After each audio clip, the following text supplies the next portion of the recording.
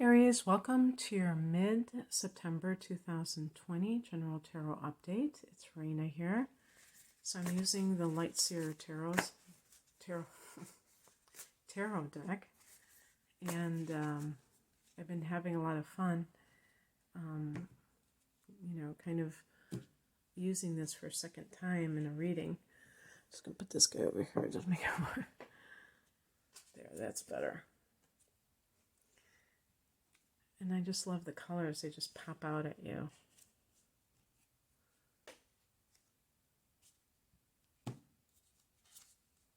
Ooh, I've gotten this one before. This is for the star card. I love that. I love that.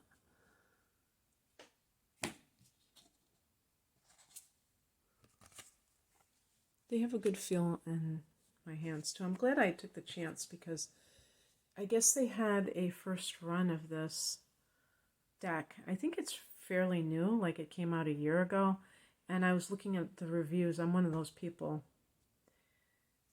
who likes to look at reviews on Amazon a lot and research, and people were complaining about the cardstock being too thin, and I guess they put a coating on it, but I was kind of like a little leery that it would, because there are always people, they're never happy, and so I don't like cards that are insubstantial. I actually had a deck like that, and I couldn't stand it.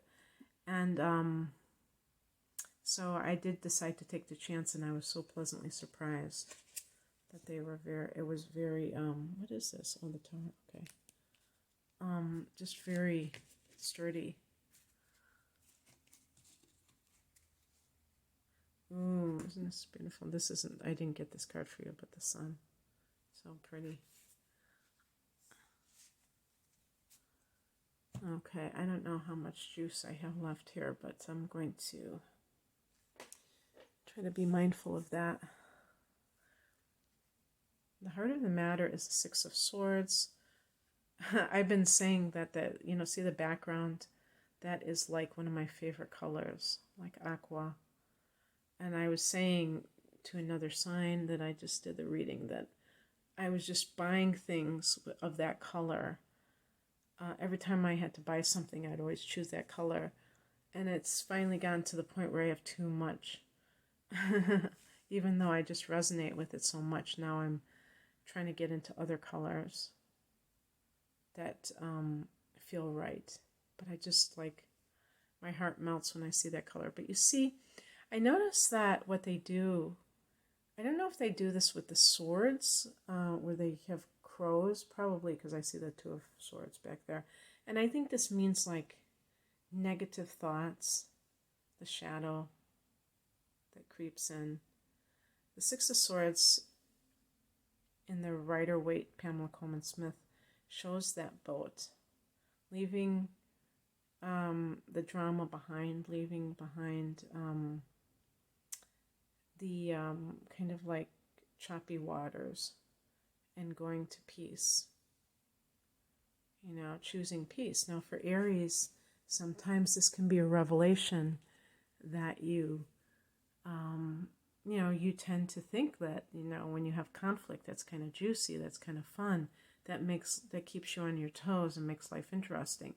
But when you mature, you realize that it is negative energy and you don't want it in your life. And I think Aries is the kind of sign that's like, okay, maybe I contributed to this, maybe I didn't. Maybe it was the other person who was really stoking this. It doesn't matter. I don't have any hard feelings. I just want to start over again, or just leave this situation. Aries is really good about not getting stuck in the past and worrying about blaming somebody and all that. You're very good at moving forward in your life. In the past position, here's another card, yes, that has these same crows. It reminds me of the birds, Alfred Hitchcock.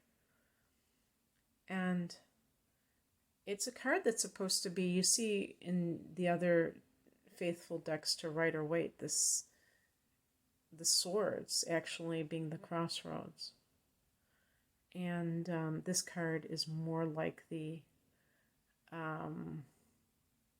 the person that is being pulled in two different directions. But it's a painful thing that is happening. And you know, I noticed too that very cleverly they have the hair covering her eyes, because in the other ones they have a blindfold, and this can mean that the person, they're in denial and they think they actually have a choice, and that's part of the denial. They really don't have much of a choice in some cases. And being able to appreciate that. Again, you know, that might indicate that you were in denial of how bad the relationship had gotten, or if this is a job situation, how bad it was, how toxic it was. And it finally dawned on you that you had to get out of it. And by the way, when I say these things, it doesn't mean that these things have already occurred. Even if something is in the past, it might have just been an idea that came to you, and now you're in that process. You may not have even moved. Six of Swords can indicate just relocation in general. So if you have been torn about whether or not to move, maybe you have a lot of friends in this area, in your current area, and you just feel this sense of like wanting to stay somewhere, but you just don't feel that it's for you anymore.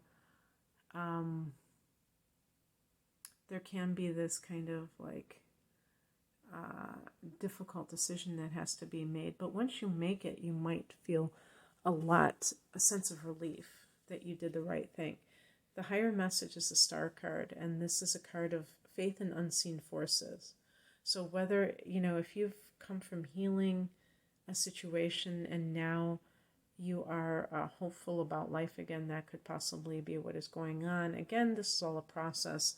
All of these cards are not necessarily happening in the order that I'm saying it. You are having a full moon in your sign on October 1st. So that might be the culmination of some event that has been in the works. And then it's like, okay, now you're letting go of that part of your life. You notice the purplish background, and this card, the Star card, is connected to Aquarius. So if there is somebody that is an Aquarius, Aries, that could be for you. And by the way, this person may not be on this earth. It might be somebody who has crossed over. This can be a loved one that is guiding you, and from the other side, and helping you. And maybe you feel their presence, especially now. Maybe I was going to say maybe their birthday is now, but how could their birthday be in, if they're an Aquarius, it wouldn't be in September. But could it be that their moon is in Aquarius, or Aquarius rising? Because I have as the challenge card the King of Swords, but this is the challenge, so I'm going to read it as the reversed card. Now, the King of Swords, the swords are the air signs, so Aquarius is definitely one of them. Gemini and Libra, these are the three air signs. And the king can be the father, so maybe this is a father who has crossed over, who when he was living, and of course he is still living, but I mean when he was in the physical, may have been somebody who wasn't particularly demonstrative, who was kind of cold, remote, who may have even been critical of you, not accepting of you, not warm. And you may have, Aries, you may have felt that this parent was not somebody that you could trust or feel inspired by, because you didn't have that type of relationship. And maybe now that they are in that spirit realm, they are not covered by the illusion that led them to act in that way.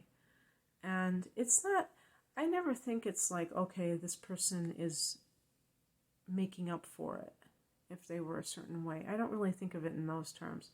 I just think that it's a different part in the play. That was their part to play, and that was good for you, even if it didn't feel that way. It was good for you to experience that contrast. But now that they're in the spiritual world, they can just help you very directly. And this person may be somebody that you are leaving. Maybe that is who you're, the Six of Swords, the person that you're leaving. And that quality that they have of being kind of distant and remote is something that on one level you may find irresistible, especially if you had a parent like that and you're trying to kind of get them to approve of you or love you, because then it's like you can right the wrong that was done to you earlier on. And it doesn't work that way. You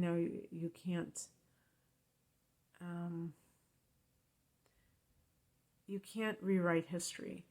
And what you needed when you were young cannot be substituted with something now. And that's okay. I think that a lot of Aries people, even if they experience something like this, it's not something that they just ruminate about. It just may be that it's the kind of person that you tend to attract. And even like in the workplace, it can be the boss who never pays you a compliment, who never tells you that you're doing a great job, and you always feel like you're kind of, on pins and needles. Is this person satisfied with my work? And, you almost dare not ask because it feels like a weird question, but you are always curious. Okay, well, what is coming in? Look at the colors. That's kind of the red is that Aries, And that maybe the reason they have these shades of red is because the death card is associated with Scorpio, and Scorpio is ruled by Mars, just like you, but also Pluto. But this Mars, the red planet, definitely I would associate Mars with the color red. Death, rebirth, and in between that symbol, the sideways 8 of the infinity. And so, talking about somebody that may have crossed over, really knowing that they're still here, but also your impending rebirth with the full moon falling on your sign, in your sign, on the 1st of the next month. This ending of this period of September, and I will be doing an end of September reading as well, probably in a week from now. But even in the middle of the month, there may be these kinds of hints of what is to come. And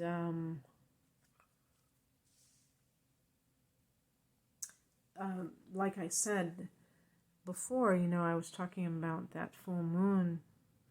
Oh, wait a minute. For you, the 8th house is Scorpio. So when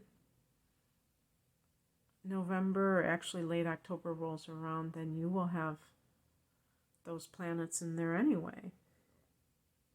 But this is about learning to accept that there is a transition afoot and that you are embarking on new territory, or you are about to, and being willing to let go of things that are no longer viable in your life. In December, there will be a solar eclipse in Sagittarius on December 14th in your 9th house, which is the house of long distance travel, the higher mind. And the Six of Swords, that might be that relocation. Maybe this is going to be several months in the making where you're starting to let go after you have your full moon in October, letting go of things, kind of seeing your goodbyes if you're going to be going far away, who knows. And the outcome, the Tower, the release. Finally, freedom. Now, this may mean that things are, rocking and rolling, and that there are a lot of changes afoot. Actually, I'm trying to think too. Yeah, and you just had a full moon in your 12th house at the beginning of September. So perhaps this is a theme. The 12th house is a house of karma. So maybe letting go of that unconscious stuff, the baggage that holds you back and you don't even know it because it's deeply ingrained patterns. The subconscious mind, the unconscious mind. And then having this conscious release on October 1st in the first house of the self and your life in general. And just these, this gradual goodbye in the next few months as you embark on wider pastures, scaling higher mountains. Okay, that's what I have for you, Aries. I hope that you resonated with this in some way or were inspired by it. If you'd like a private reading, I do have a special I'm promoting. It is called the Whole Enchilada, and it is 2 full-length readings.